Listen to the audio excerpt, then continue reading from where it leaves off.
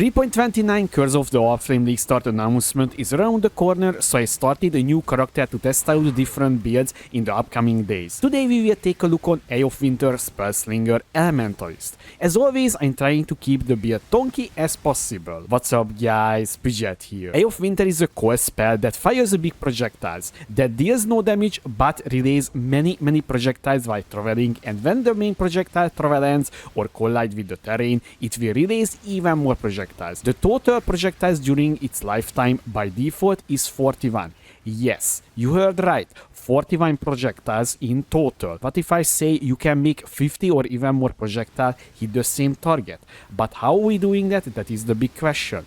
First, you have to understand the behavior of this skill when it's reaching the flight end. It will release 10 projectiles and that ones can hit the same enemy if the enemy is in the middle of the spell, effectively shotgunning the enemy. While this ability is traveling, it will releasing even more projectiles and that outgoing projectiles can hit the same target as well. I put together a small test to show you how this works without any sort of different addition to these skills. Pay attention on the Herald of Agony stack counter. It reaches 12 or 15 stacks without anything. That means we're hitting the target that much times. Also, we can add to the build Tornado and Snake Pit Unique Ring, so it will chain off from the tornado to the target, making it hit even more time. It is very hard to say how much exactly, so I will just go with 12 hit per cast, and if it's more, then we will happy about it.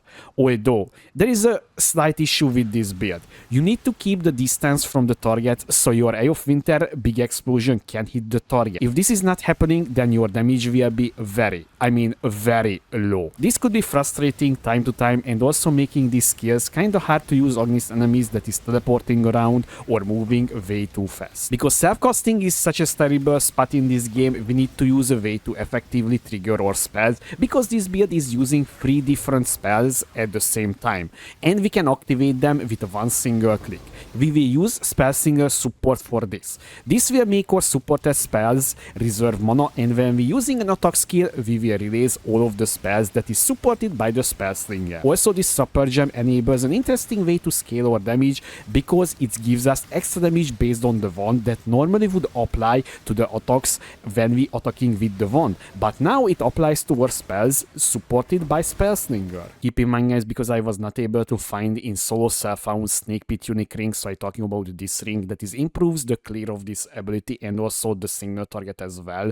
I was needed to migrate out to standard, so that's why I have the Snake Pit ring and also why I have 2.6 million gold. I obviously not spend that much time to farm that much gold on a test character. Now guys, but the test is very league friendly, because I was using absolutely garbage gear and this build is not even optimized or anything, so basically it's just a throw together character to see if this works or how it feels like when we playing this ability. So on the wand you want added elemental damage on it, so that would normally apply to your attacks when you attacking with your wand, so like kinetic blast of clustering and so on, because Spellslinger gives us extra damage based on that number. So as you can see here, supported skills have added spell damage equal 150% of the damage of equipped wand, so basically that is providing us a lot of extra damage. So normally you would want to get as much elemental damage on your wand as you can get. Of course, I have this very bad. I think this would be cost like what,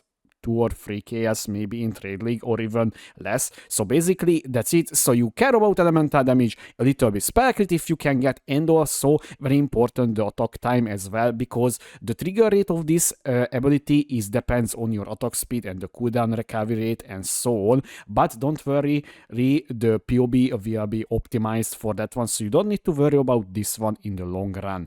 And basically the rest of the gear guys is just rares. I will just hover over because it's literally just extra resistances, maximum life, little attributes, literally absolute garbage amulet, as you can see here, because I was not able to find better one, although I was able to anoint this one, and we anointing Ash, Frost and Storm, because we increasing the effect of non-damaging elements, that is the shock, and basically this build can inflict 65% shock. That is a lot of damage for this build.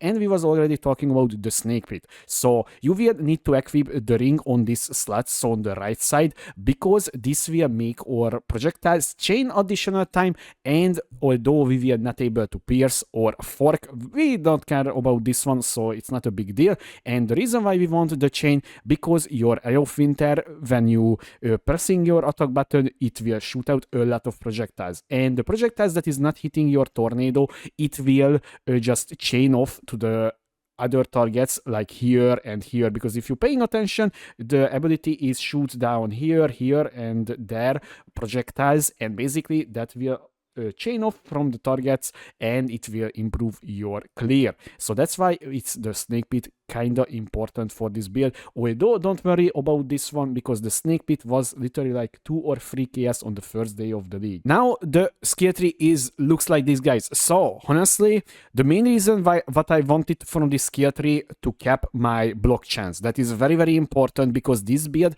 will be a block based build. As you can see here, we're traveling down to take all of these goodies like aggressive bastion as the mountain, so we will getting a spell and attack block capped very easily. This is why we're taking here the safeguard as well, here the arcane guarding, so you know all of this stuff. And also once again, I also scaling the shock element as well, so basically that's why we have a maximum shock here with lightning mastery, and also the static blows, that is additional increased effect on this one. So that's why this build can inflict 65% increased shock damage. That is very good damage increase for this build. We're getting power charge scaling as well, because we're using frenzy as our attack ability, and this is providing us frenzy charge, and also we're using power charge on crit. So basically when we did a crit, we were gaining a power charge, basically giving us a lot of crit chance, crit damage, and all of the goodies because of this wheel here.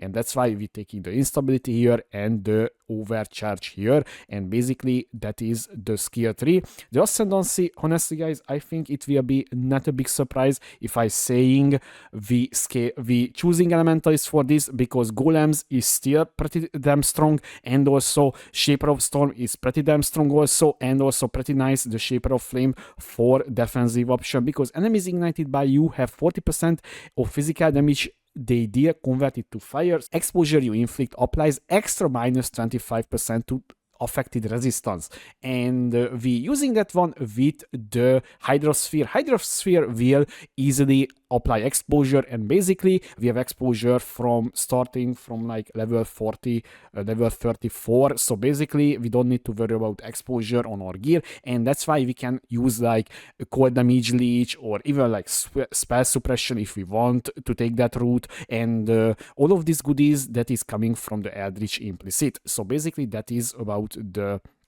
Ascendancy. Well guys, honestly I think this is one of the most unique league starter tests that I done, and honestly yesterday I was already showcased on my Twitch channel and on here YouTube as well, because I was streaming now on YouTube as well. So if you much bigger YouTuber guy, then you can just watch my streams or what I'm doing in YouTube as well, and also I will answer your questions as well there. So basically I was showcasing that one, and every single person was mind blown by this one, how it was looking good, the clear, and also the signal target was acceptable, although once again guys, this character is not, I repeat, it's not even close to be, you know, an optimized character. This is just an absolute test character, and before the league is starting I definitely will take a look on this one and just planning around how I can or we can level up effectively, because honestly the leveling is a little bit bottleneck on this one.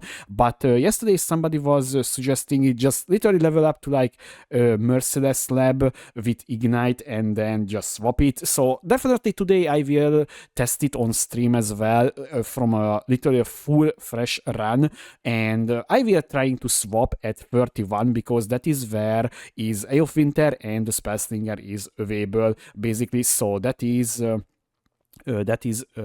will be going down here, and I will see it how terrible is it or how good is it, because honestly I kind of afraid from that one. So that's why I I don't know exactly what to do with this, but I definitely will test out, and we will see in the patch note what will about this will happen with this ability. And I hope they will not nerfing Elementalist 4 times in a row in 3 different patches, so basically we can enjoy this build, because honestly this is not even that broken, by the way, in my opinion. So there is definitely much stronger options, but at least this is a very unique, and also you just releasing a lot of spells with one single click, and you literally, you know, clearing the whole screen with one single button. So it's kind of good in my opinion, but we will see what is the patch note holds us. Till then guys, I hope you enjoyed this video. If you have any question, please leave a comment below, or you can find me on twitch.tv/Pudget2, and also on my YouTube channel as well, where I streaming also now. Thanks for watching.